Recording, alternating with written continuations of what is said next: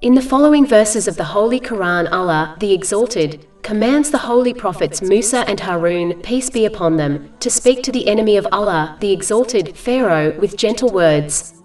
Chapter 20 Taha, verses 43 to 44. Go both of you to Pharaoh. Indeed he has transgressed. And speak to him with gentle speech, that perhaps he may be reminded or fear Allah. This is an important aspect of speech, which must be adopted by a successful Muslim. It should be used in all aspects of life. It is important to understand that speaking kindly benefits the speaker more than anyone else.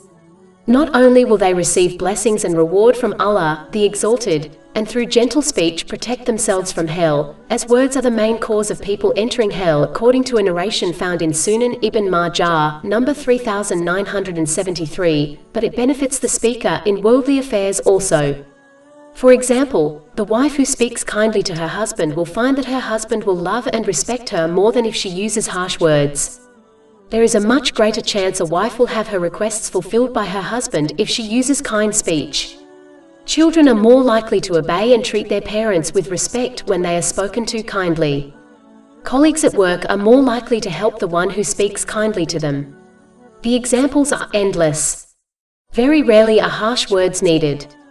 In most cases, kind speech will be much more effective than harsh words. A Muslim must remember that they will never be better than a holy prophet, peace be upon them, nor will the person they speak to be worse than Pharaoh. Therefore, they should follow the command in this verse and speak kindly to whoever they interact with, if they desire to affect others in a positive way and achieve the things they desire in this world and the next.